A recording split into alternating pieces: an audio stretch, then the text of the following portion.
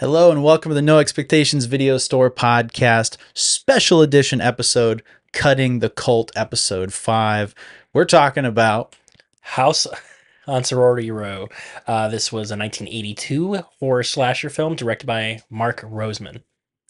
very excited. Dude, we haven't done a Cutting the Cult episode in about at least a year and a half. Yeah, Little over a year. I want to say I'd have to look back in the archives, but I think we're looking at 2022, like October. I think the last one we did was My Bloody Valentine. So these are some of my favorites. I'm even repping Halloween Horror Nights shirt. We got Michael Myers. We got the dude from the Black Phone. We got Killer Clowns from Outer Space. Got a whole bunch of shit going on. Looks like the Mummy. Got like an off-brand Mummy and Dracula on there. But yeah, this is what it's all about. And you know what I was thinking would be kind of cool to do? Like all of September into early October, just cutting the cult episodes. Or like maybe like mid-September to mid-October, we do just like 4 back-to-back or something like that. Kind of like the run that like Horror Nights does. Like along with that, we do. I mean, it makes sense. Cutting the cult. Horror movies are just fun. Yes. And one thing I've noticed, like I'm sure you guys noticed it too, especially on Prime, like when I go on there, there's so many B-movie slashers. Yeah. Like I'll go on and it's like you look for like the House on Sorority Row, which we're talking about tonight. But then there's like literally like 50 related titles of things like I've never heard of. And I'm just like, dude, I feel like we've barely scratched the surface. There was, after I watched the House of Sorority Row, it suggested Sorority Massacre. And I was like kind of curious about it. So Yeah. I was like, maybe that'll be the next one to watch. Who knows? Might be better than this film. Wouldn't be hard to do. But yeah, this one, what a strange film. There was that weird time in the early 80s where it was a good thing a bunch of slashers were coming out because everyone was kind of riding that wave of what Halloween and Friday the 13th had started. Specifically Halloween, let's be honest, that was the one that like kicked it off in 78. But there were just so many that came out, good and bad, and this was one of those that was somewhere in the middle, kind of lower echelon. But yeah, what were your thoughts on this, James? I'm just curious. I've started out in the beginning. I didn't really like the score, and I actually like read up on it. A lot of people like the score of this movie. Weird. I think the ADR was pretty rough in this film. A lot of things wasn't matching. I mean, it is shot on film, so I understand. I didn't really understand the premise of this movie. It was confusing. It was very confusing, and also I wasn't really a fan of the killer. The kills weren't the best. I mean, I'm just getting cons. I could tell you what's great about it. Yeah. We'll dive in that a little bit later, but I don't know. I wasn't super thrilled watching this movie, and I love slasher movies, and it was not it. It didn't hit the mark for me. I agree. Yeah. Not hitting the mark is perfect. Like there's some movies from that era that I just love. Like I'm the same as James, where it's like if it's a slasher, I'm generally on board. But this one didn't even have like that cheesy B-movie charm. Like there were elements that could have been great. Like it also would have been a good contender for it could be great category on our channel, but it just missed in so many areas. And it would kind of like start to have a good idea, and then it would just like not follow through on it. So it's like it planted a lot of seeds that could have been awesome, and then they just like screwed it up like every chance that they had. But I'll agree, the kills were super weak. That was like actually something I wrote in my notes. Like the kills were like a 1 out of 5. Like they were really bad. There were so many that just left too much up to the imagination. You didn't actually get to see them. It would just be someone screaming, like a girl screaming, and then like a hand coming, and like that's it.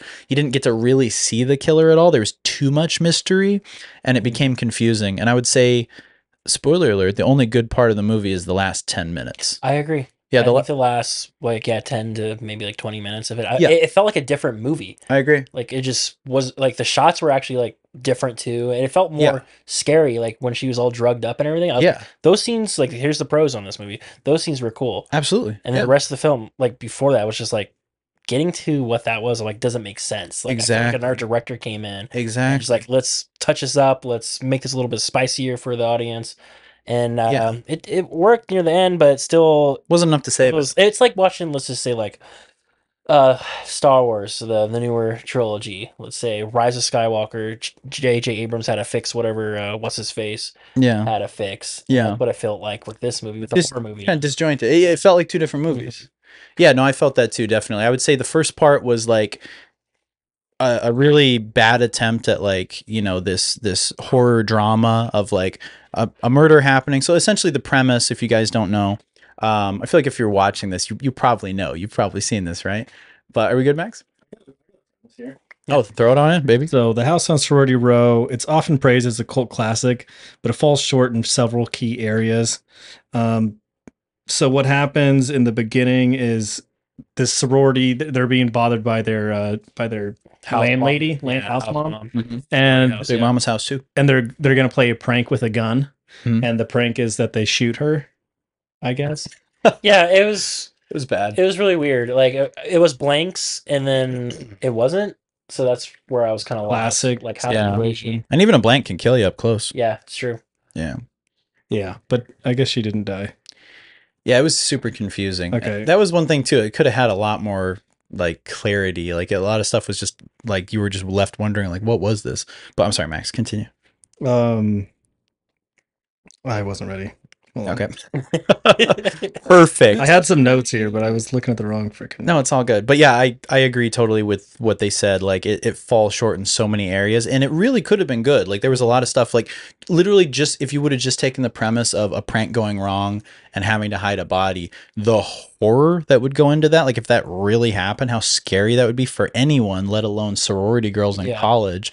Like that could have been like a Stand By Me. Well, I guess not Stand By Me, but like a darker version of that. Like you guys want to see a dead body, like they're responsible for it and having to like not turn on each other and everything. They could have really amped up that drama and they just didn't. That was like just a part of it. And then they're like, just kidding, she might be alive, we're not sure. And then it goes, continue to party. Yeah, and then they're like, yeah, let's throw in a killer. We don't know who the killer is. And that's one thing that really sucks, like that mystery. Like we should have just seen him. Like maybe the first kill or two is a mystery, but then like show the guy, kind of explain, you know, who he is a little bit. And they should have utilized that clown mask that they had. See, my whole thing with the killer too was they kept looking like above at the top of the house in the window and everything. And I just thought that was the house mom, but now looking back, I guess that was the killer in the attic the entire time. Okay. But it doesn't emphasize that at all. Like you're saying, like they should have shown the killer like earlier on. Yeah. It was unexpected. Yeah. It was very unexpected. Yeah. Have you guys seen home movies? Like oh, you mean Brian like De Palma?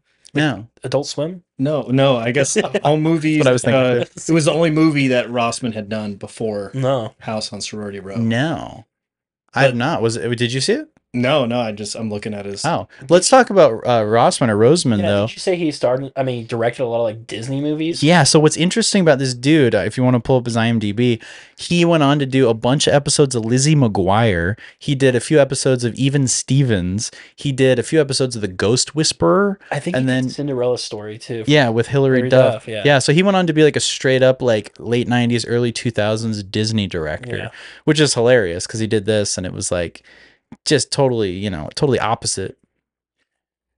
Yeah, he did Cinderella Story, The Perfect Man, and Spooky House. Spooky. Very funny. But so he didn't he write this? Did he write it? He wrote it too with a co-writer. Yes. He had lots of credits. Yeah. Yeah, it was written by Mark Roseman and Bobby Fine. Bobby Fine, that sounds familiar. Let's see what Bobby has done.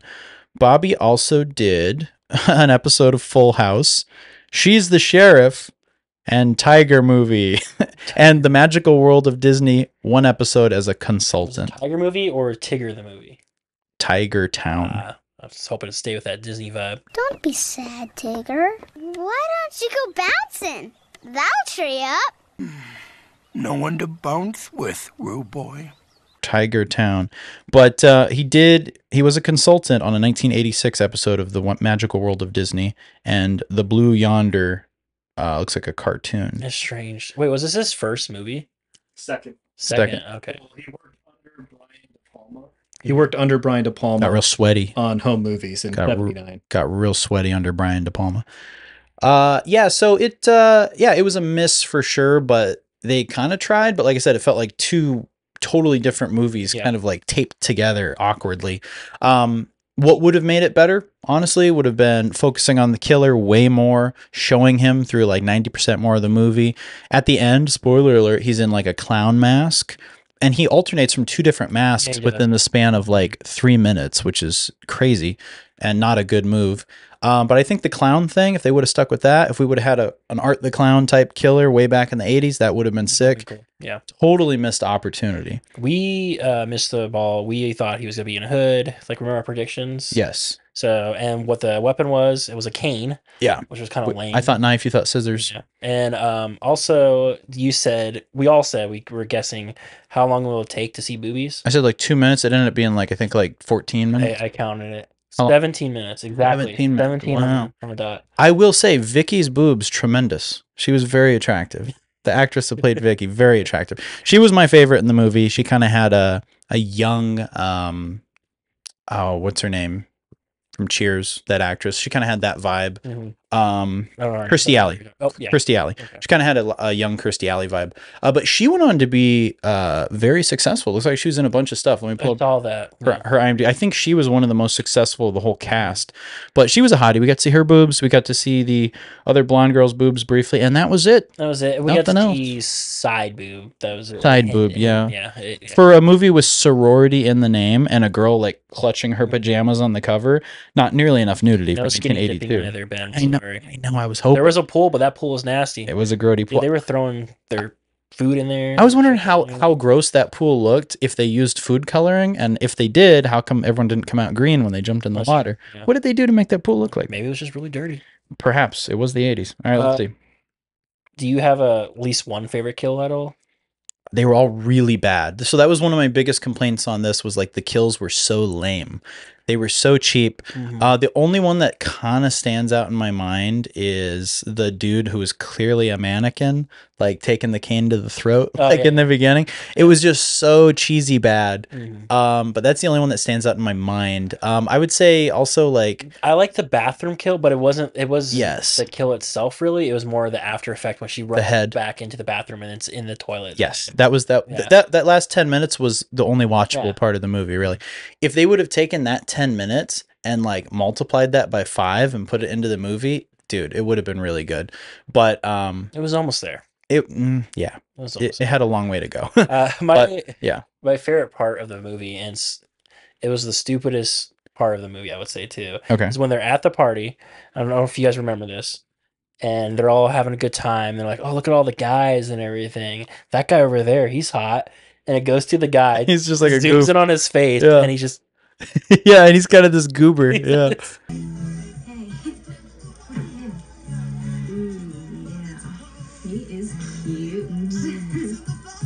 But I don't know. I started cracking up. It was funny. You know what's funny is when I saw that, I'm like, James is gonna laugh at that. Yeah. Yeah. No, that was funny.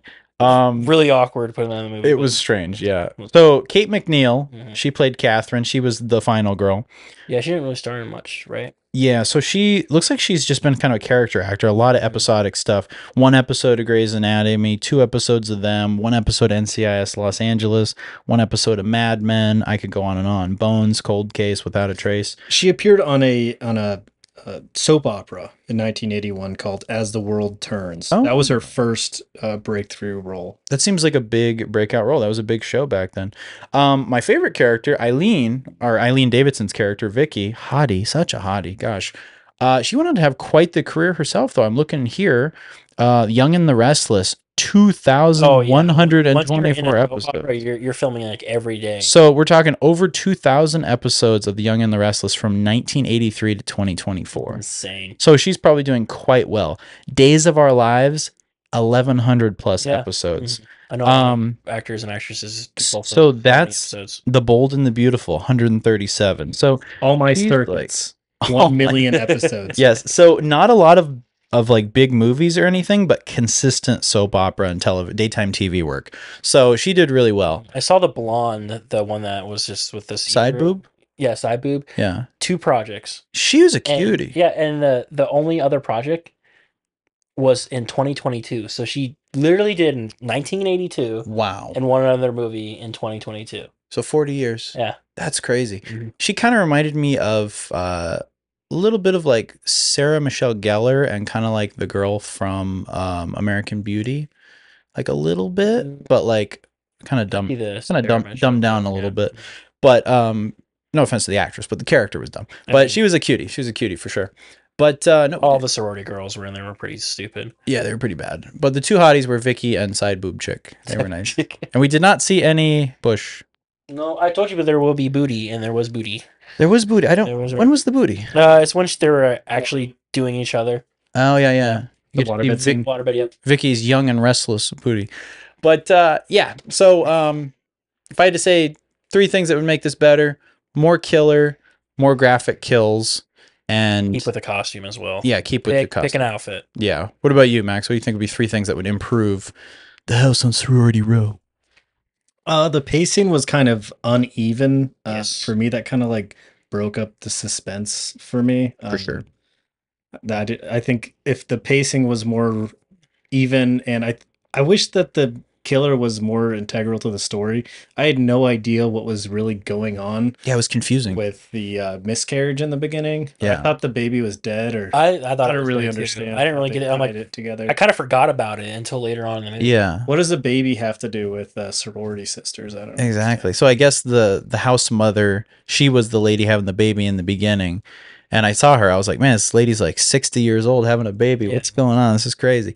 But anyway. Well, it's the house mother's son? And then so apparently he didn't die. He lived and he was the killer. He was the clown guy going around killing people. Oh, God. But yeah, they don't. I don't think I was paying attention well enough. It didn't grasp. Well, that's the thing. It was super confusing. Hard to even follow along to even like get that. Even like genuinely paying attention, and like I fell asleep and then I went back and I rewatched the last exact same thing. I rewatched the last half hour, and or 20 minutes or so, and I was like, okay, yeah, this is pretty good, but dude, it's confusing as hell. Yeah. But yeah, so I mean, I don't know how much deeper we can get into this one. Like, I kind of want to jump into entertainment news a little bit. Well, we still have to do alternate casting as well. Well, of course, but I was going to ask you, as far as this movie goes, like, well, no, we'll save it for the end. Never mind. Go ahead. So we'll go into alternate casting. Okay. You were saying with a shell. So I think that Kate should be recasted as that bucktooth girl from Twilight. Kristen Stewart. Kristen Stewart. Robert Pattinson. Yeah. Love Pattinson. Kristen Stewart. I heard she stinks. I heard she doesn't wear deodorant. And apparently she's lesbian now. Good for her. I think she is, yeah. It's LGBTQ month. More power to her. Yeah. She likes what she likes. She was born this way. Anyway, so Kristen Stewart, and then who else do you think? That's all I did.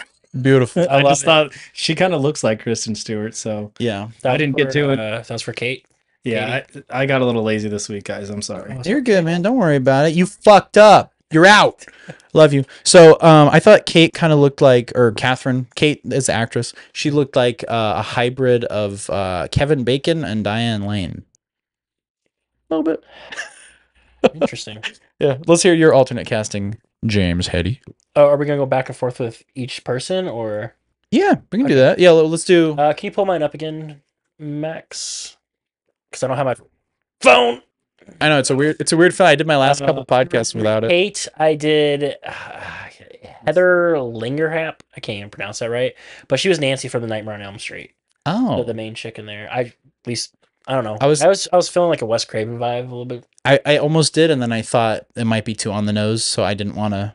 Go for it. Same mind. Right? Same wavelength though. Not knocking your choice, but I thought I should go like into a kind of a different direction. Yeah, it was hard for me with this film. I couldn't really think of anyone else. It was weird.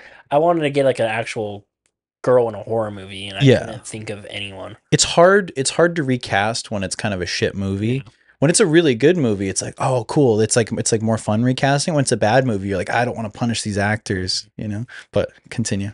Oh, okay. Vicky, I did. Karen Fields. This was Sleepaway Camp she's from. I don't know if you ever seen it. I have not. She is the bitchy girl in there. She was like the preppy girl in there. I actually kind of like highly recommend those series. Really good. Camp. There's a few of them.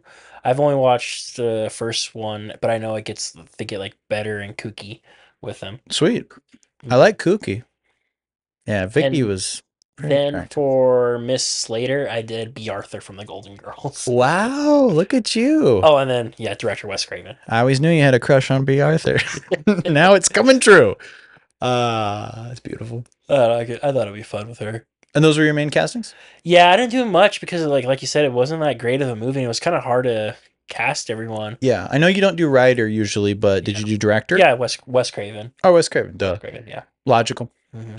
Logical. Okay, mine were. Here we go. Okay, so for the final girl, Catherine, played by Kate McNeil, I chose Diane Lane because she kind of sort of looked like her and a Kevin Bacon hybrid. No offense to her, she's pretty, but Kevin Bacon's pretty too. And then so Diane Lane, and then for the main bad girl, Eileen Davidson, Vicky, I picked Sharon Stone because they would have been just about the same age. Yeah. And she has that good, like, bad girl villain vibe, but she's also super cute. Director, I picked Rob Reiner because he did Misery and he also did Stand By Me. And Misery, I thought he could kind of balance that horror, and Stand By Me, he could balance like a little bit more fun. In a group of people. Yeah. So Rob Reiner, I think, would have rocked it in that era. And then for the writer, I picked Alan B. McElroy, who did the screenplay for Halloween 4. I think Halloween 4 came to mind because Michael's niece in the clown outfit. I don't know. Yeah. I like that Halloween. I like them too. 4 and 5 I really like. One of the coolest haunted houses we ever went through in my entire life was the first Halloween Horror Nights. Yep, and Halloween 4. Halloween 4, and that was so sick. Like, you go through the beginning and you're like in the diner, and like then you're in like an automotive shop, and like, oh, it was so good. You and see Dr. Loomis. Dr. Loomis, yeah. It was really cool. It was one of the best haunted houses ever. And I think we only went through it once, right? But it felt like, I think just because I rewatched the Halloween Horror Nights video, like, it's so clear. But dude, seriously, one of the best Horror Nights ever. That first one was spectacular. And we're going to attempt to go this year. That's the plan. The shit is expensive though, but we're planning on it. We're planning on to. Okay, so yeah, Rob Reiner, Alan McElroy, and the only other notes I had were the kills were 1 out of 5, very weak, didn't show much, and lack of a main character. But yeah, as far as that goes, I'm gonna give this one. Originally, I had put a 2.5 star rating, but the more I thought about it, just how disjointed it was. Like, I didn't hate it. Like, it's worth a one-time watch. Yeah. Like, I'm glad that it exists, but with Cutting the Cult, we got to be a little more intense. It's got to be like, is this worthy of cult status, or does this belong on the cutting room floor? I can still say it's okay that it exists, but I got to pick one or the other. So for me, I'm dropping this all the way down from a 2.5 all the way down to a 1.5, just because it was so disjointed and they missed so many opportunities. This is a 1.5 out of 5, and it belongs on the cutting room floor. But that being said, I'm glad they made it, and I'm glad they tried, but this is on the cutting room floor for me. Yeah. It's so hard for me to bring anything down below a 2. Yeah. So I'm just going to keep it at a 2. Okay. I agree. It does belong on the cutting room floor. They just missed the mark. It just wasn't there. Like you said, last 10 minutes, probably the best part of the whole movie. I do agree that it is worth a watch. I'm glad that it's been made. Sure. Maybe, there is a 2009 remake. Maybe that one's better. I probably doubt. I bet it's got hotter chicks. Although love Vicky. You love the 80s babes in general. I know. I'm all about them. The 80s I'm all about them. Mm-hmm. They are nice. But yeah, 2. Give it a 2. I feel that it had a lot of potential, and it kind of gave me like Graduate vibes. I kind of like, it was very 70s. It was written probably in the 70s and early 80s when it was shot, 81. And yeah, I would give it like a 2. I'd definitely say watch it once. And the 70s were a cool time, so just seeing it on camera is kind of nice. Gives you a little nostalgia if you're alive during that time. But 82, Max, 82. Yeah, but it was written in the 70s. Was it though? I don't know. It could have been. It could have. It was shot in 81. Maybe the idea was in the 70s. I feel like it was written in one drunk and high weekend. It's not influenced by the 80s. Yeah. I'm surprised this is a cult because the 80s hadn't happened yet. I like giving you shit. Yeah, I don't know how this is considered a cult classic. Maybe more viewing, but I don't want to watch it again. I think there's a line that gets blurred, and this is the perfect place to talk about it on Cutting the Cult episode. There's a line that gets blurred between anything that's retro B horror, and I'm saying retro like anything pre-1990. Anything that's B horror is somehow a cult classic. Not true. That's the point of this. We're making the distinction between cult classic and B movie and something that's just old and cheesy. You know what I mean? Yeah. There's good old cheesy, and there's the kind that has a charm and it like enhances the film. And there's other ones where it's just like, it was low budget and it was from that time.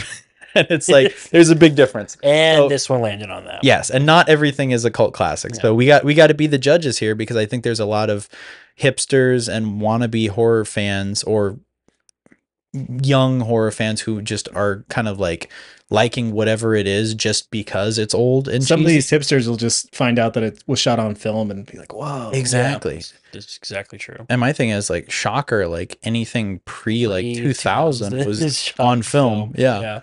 But yeah, it's yeah, not everything is a fucking cult classic. But anyway, I think we should jump into entertainment news, but I think we should kind of have like a horror spin on it, because we're more into cutting the cult right now. So I would say like horror entertainment news. I can start off with because we're talking about Universal Horror Nights. They announced a new maze.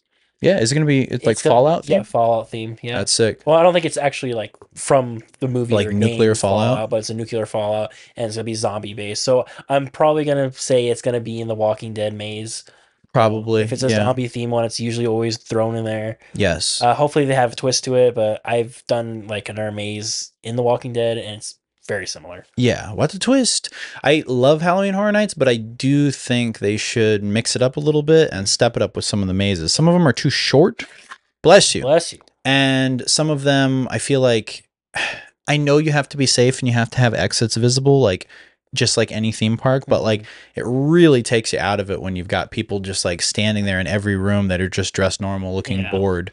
Like, have a little nuance, have them behind a curtain where they can see you, you can't see them, like something, or maybe have them like, you know, every third room or something like that. But like, I don't know, dude. What was the Blade news up there? I feel like that kind of counts for cutting the cult. It doesn't have to be pure horror. Yeah, so they're doing a reboot of the Blade movie, and let's see here. Yeah, Wesley Snipes just kind of chimed in, said, "Hey, the new one sucks." And did he already watch it? He said, "No, they lost 2 directors." Wow. Here's his tweet. Blade. Oh, damn it. Just bring Wesley back, honestly. I don't care if he did tax evasion. Just bring him back, bro. He didn't pay his taxes and went to jail. I thought you said attacked an Asian. No. He says, Blade, lore. Folks still looking for the secret sauce. Ride snowmobiles in traffic, kind of rough. That was Andrew Santino you're thinking of. Oh. Attacking an Asian. Ride snowmobiles in traffic? I don't really know what he's talking about. So I guess the guy who is supposed to be the new Blade is the dude from True Detective Season 3. Green Book. Marshall. Ali. Marshall, yeah. So good actor, Academy Award-winning actor, I believe, right? And or at least an Academy Award-winning. He must film. be contracted to this because it's been in production for probably like 3 years now. Wow. I'm trying to think of another cool like action-centric black leading man who could be Blade aside from Wesley Snipes. I don't know if this guy, if Ali like fully fits. He'd have to get pretty shredded. Yeah, I don't know. Honestly, like, because Blade doesn't have to be super young. Like Idris Elba could be pretty cool, and he's always like jacked for action roles. Who else? Who do you think would be a good? I couldn't think of anyone either. I was trying to. Let me see. I'm just like so you see Wesley. I know Wesley is awesome. Let's do a couple contenders. Let me look. Alternate casting.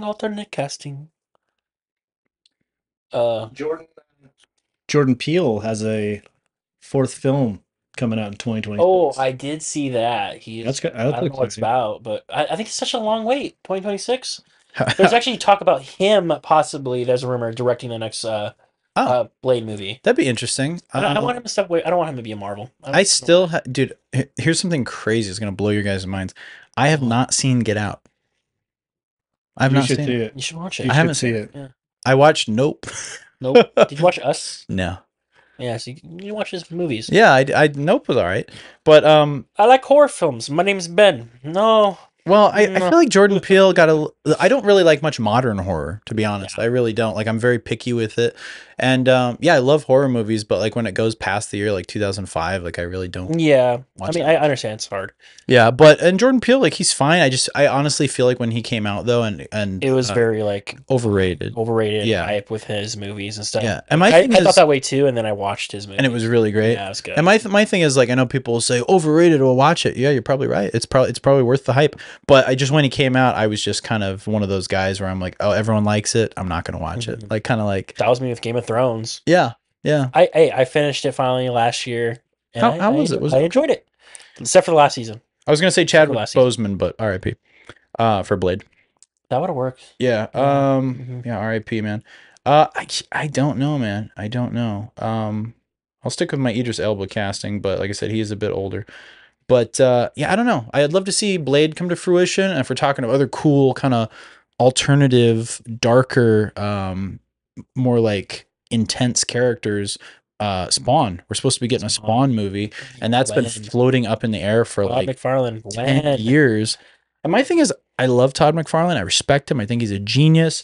But I think there's a point where he might need to let go a little bit and say, okay, maybe I'm not going to direct this, but I'll just be executive producer. I'll be super involved with the script. I'll be like on set every day. I'll make sure, like, kind of the George Lucas approach. Yeah. But hand the reins over to someone like I'm trying to think of a good Spawn director. Like I don't know. I don't know who would be good. What's his name? Fede Alver. I can't. The one who's doing the new Alien movie. He did the 2013 Evil Dead. Oh yeah. Don't Breathe. Yeah. That guy would work. Or Alejandro the G. director of Barbarian, maybe. I don't know if you saw that. Like, he's pretty. That would be good. Just get like a younger director who's like hungry for this kind of stuff. That would be sick. Yeah, but someone who has an edge. Definitely. No, I would love that. So Spawn and Blade, please, please make it good. But that might be too much to ask for these days. I don't know. But that would be a fun one to watch for just It Could Have Been Great, or even just Cutting the Cult would be Spawn. The original Spawn. Yeah. I haven't watched it in such a long time. It's been a while. I know the effects are not that great. Yeah, but I remember really enjoying it and enjoying John Leguizamo in there. Yeah, of course. It was good. It was an interesting time for excuse me. It was an interesting time for comic book movies because they were just able to use like a tiny bit of CGI at that point. And another one I really want to watch, which I would love to throw in as a contender for an episode soon, like a future episode, would be the Dolph Lundgren Punisher. I thought about that. Yeah. I've never seen it. I thought about that. It's one of those where I've started watching it so many times. The full movie's free on YouTube in like HD. And in 360p you can watch it. No, I'm kidding. It's actually pretty good. But I watched maybe like the first half hour, and every time I fall asleep, I always watch it at like 3 a.m.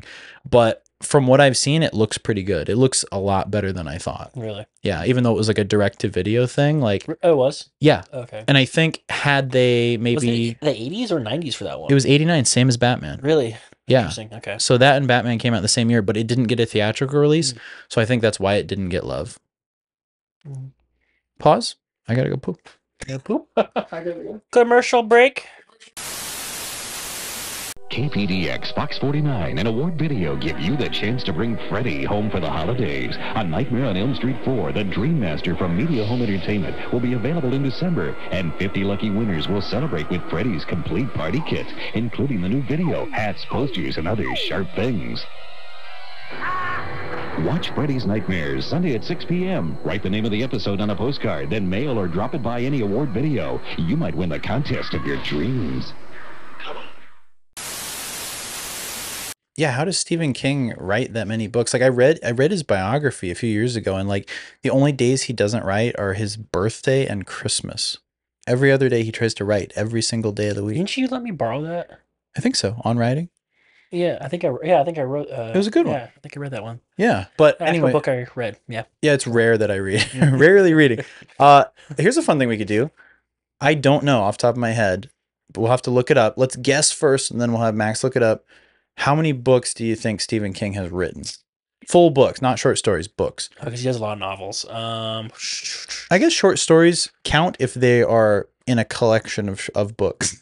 Gosh, I want to go up to like 300, but it can either be less or more. That's the thing. I'm going to say 1,000.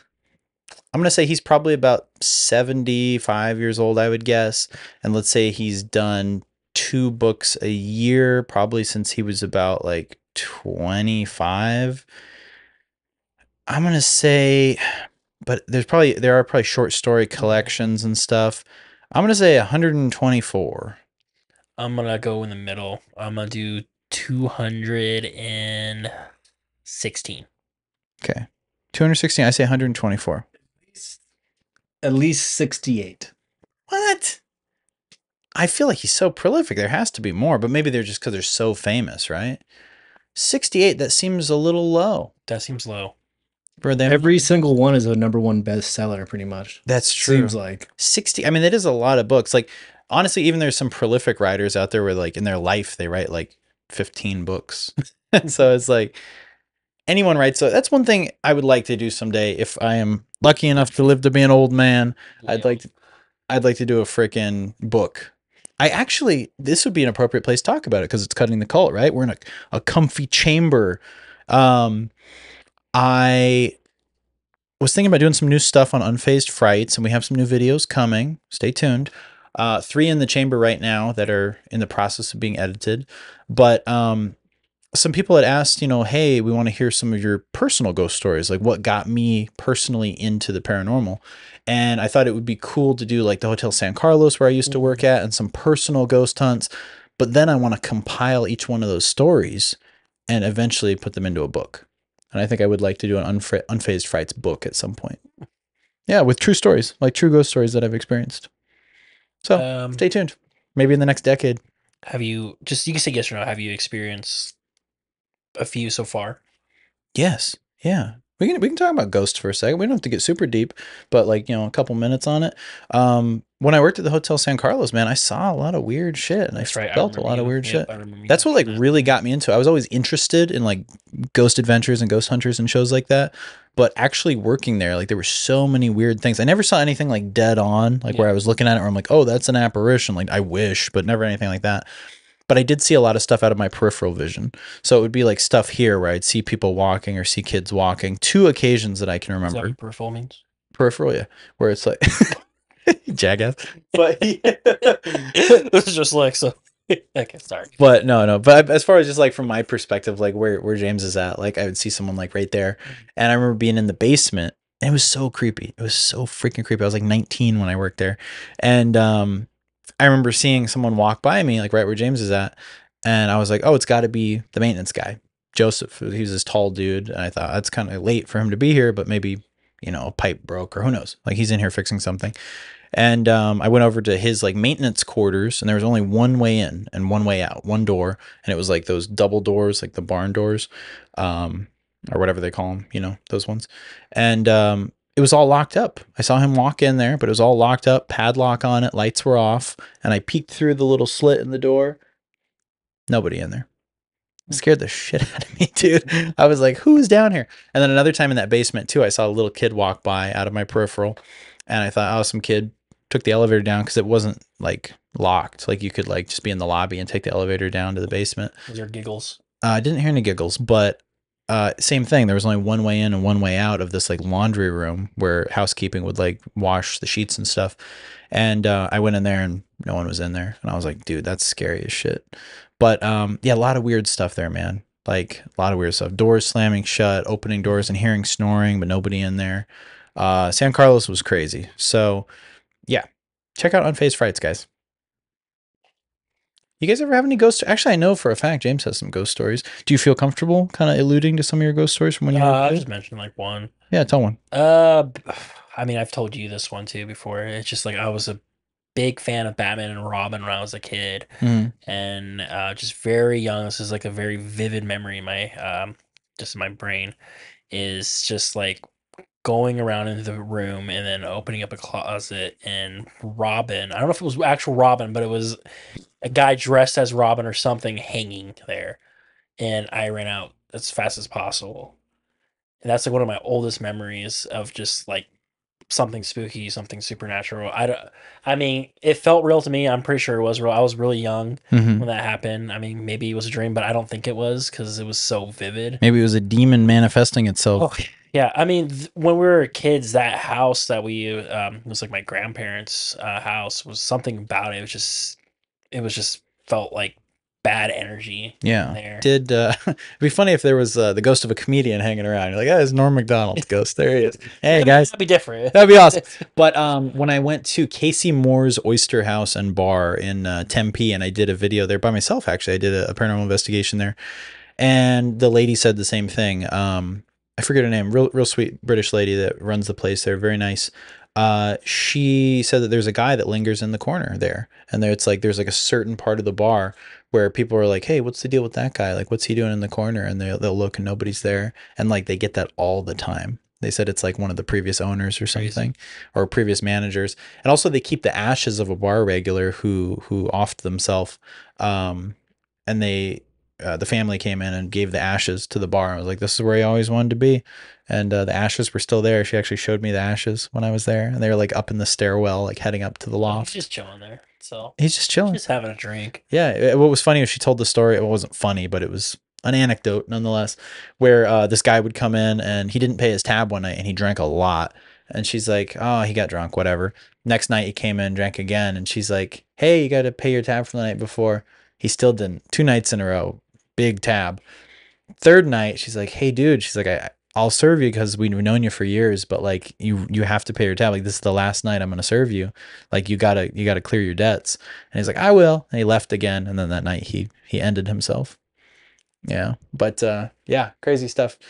So he stiffed the bar, but he lingers there eternally. So Max, do you have a story? Yeah, that's what I was gonna ask, Max. I feel like you've got to have a story or two. I feel like you got some ghost stories. I know it. Yeah, I was actually living at a sorority house, and it was like a miscarriage, premature baby. It grew up to be this like real piece of shit. I love you, Max. That was beautiful. I lived in a house where the previous owner was killed in there, like right before we moved in. Gosh. And I liked living there because it was a good area. Mm-hmm. The dog actually got backed over by the moving truck when they were leaving. Oh, God. And killed. I'm so sorry for the dog. I don't know. I just kept on having these reoccurring dreams of being stuck in the house while it burnt down, like every single night for years. Really? And then my stereo would turn on in the middle of the night, full blast. Damn. It just like random, like just wake me up just out of a scary dream. Just blasting Spice Girls. It was mostly like I had the Pink Floyd Dark Side of the Moon album in my stereo, like my entire high school. Yeah. It was either Smash Mouth or like that clock song coming on it. Hell yeah, dude. The Witching Hour. Can't get enough of you, baby. It's cold sweat. That's always the worst when it's like in the middle of the night waking up and you're like, yeah, okay, now I don't want to go to sleep. I have to put TV on or something. Oh, of course, yeah. I'm like, ugh. I do hear that the TV is supposed to dispel and confuse spirits if you have a TV on, because they're electromagnetic like energy forces. So like TVs run on electricity, so it like confuses them. But Max, did you have another? Except for Poltergeist. Except for Poltergeist, it thrives on it. They're here. But Max, did you have another part to your ghost story?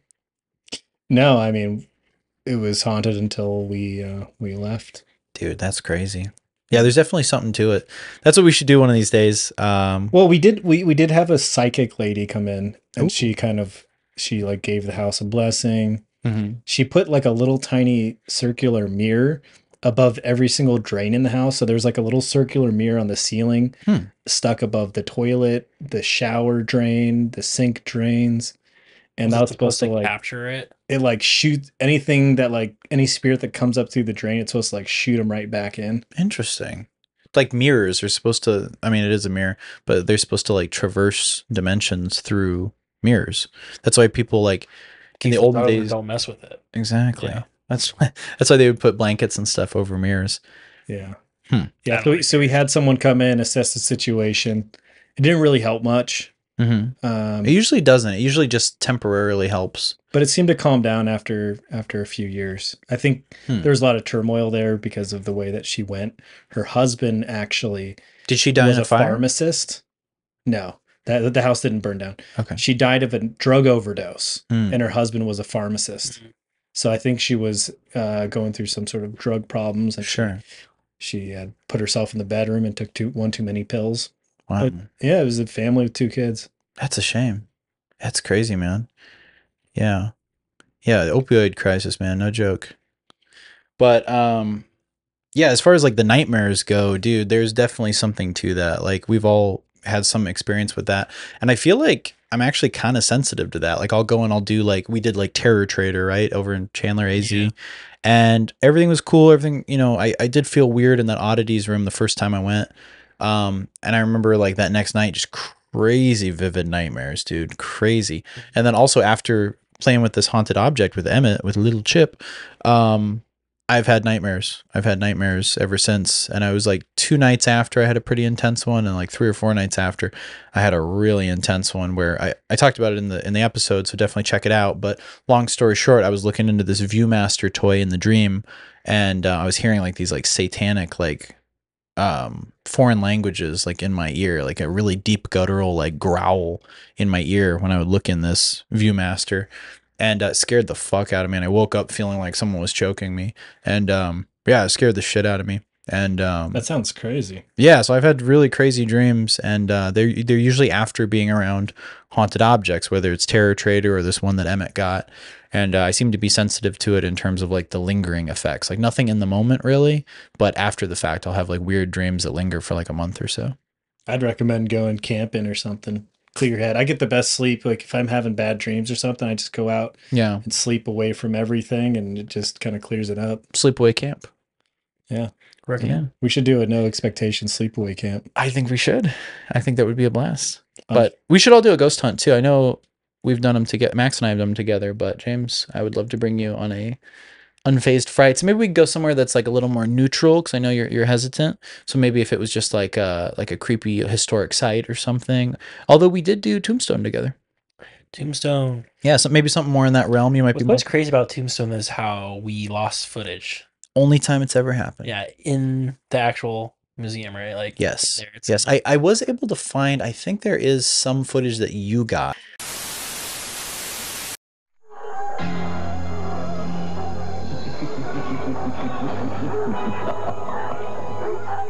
Don't go. The most frightening man in America has a fantastic offer. 6 books for you.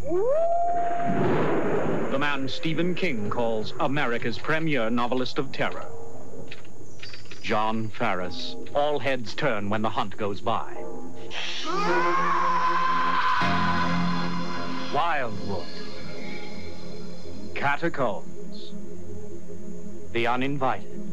6 of the finest novels of terror ever written. Act now and get this free bonus, the spine-chilling opening to John Farris's new novel, Theme. All right, so we're back from that brief but necessary intermission. It was cool talking about some ghost stories. We usually don't do that on NOX, so that was kind of cool, but I think Cutting the Cult is a safe, comfy, dark chamber where we can talk about it. But let's get into the wheel. So we got 6 categories. We got go to the movies, we got fan film, we got Cutting the Cult. If it lands like Cutting the Cult, we're going to skip it because we already did it this time. We don't do them back to back. Next category is actor, writer, director. We randomly pick an actor, writer, director. Just out of the blue, we'll go on IMDb and find somebody and do a movie from them. Personal favorite. We decide on a personal favorite film of ours. And I think for that one, we could actually spin. We could do like Max, James, Ben, and like just whoever it lands on, like you guys pick. And then the last one is It Could Be Great. We pick a less than desirable or B movie and decide how it could have been great and review it. So Max, do the honors. Let's get it right into it, buddy boy, as the YouTubers say. Let's get it. Let's get it. Hey guys. It could be. It could be great. All right. Okay. All right. Let's. What are some? Let's throw out a few random ones. Super babies. No. Baby geniuses too. No. Pinocchio. Oh, which Pinocchio? Gold Diggers. 2023 or 2003. Let me see. The Last Days of American Crime. The Ridiculous Six. Dark Crime. Stratton. Ridiculous Six. Gotti. Movies under 10% Rotten Tomatoes. I'm going to hop in here too. Sorry. Give me more. Yeah, Gotti popped up on mine too. The Last Days of the American Crime. Yep. Okay, bad movies. The 100 worst movies of all time according to Rotten Tomatoes. Okay, let's go on there. Oh, here's more of a mixed bag. These are like 5%, 11, 20. Ballistic X versus Sever. 2002. One Missed Call. Left Behind. Nicolas Cage. Oh, hey, Nicolas Cage. Left Behind. 0%. 1,000 Words. Eddie Murphy. I'm surprised that's a 0%. I thought that would have been more. I'm gonna start saying them off. If that any. sounds good. How many are there? 10. I'm going through top 100, but I'm not going to go through them all. Do you want to pick from top 20? Sure. All right. Sure. We'll do top 20. Go ahead.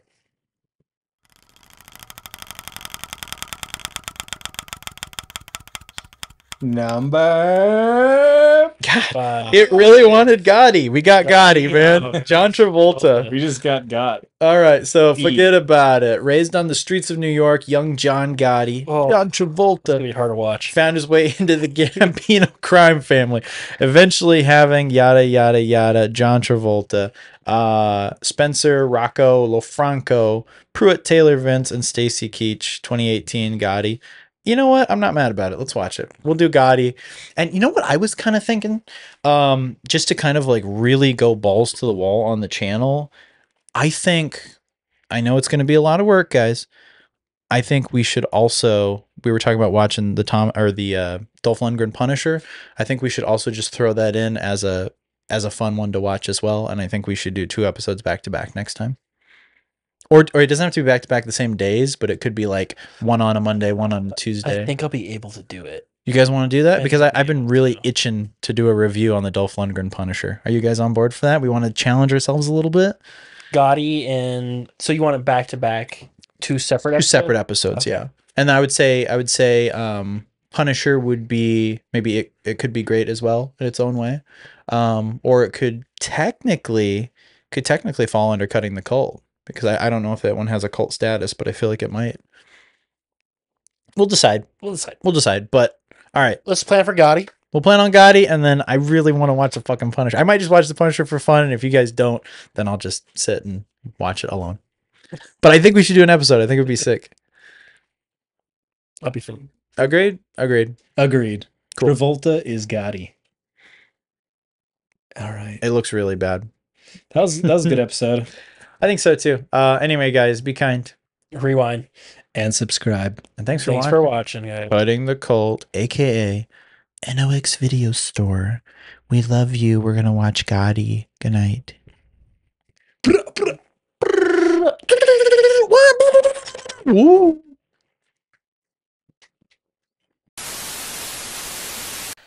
We would have never known Mrs. Slater's still alive. How do we know she is alive? What do you think? She floated out that pool? Or maybe she got sucked down the drain?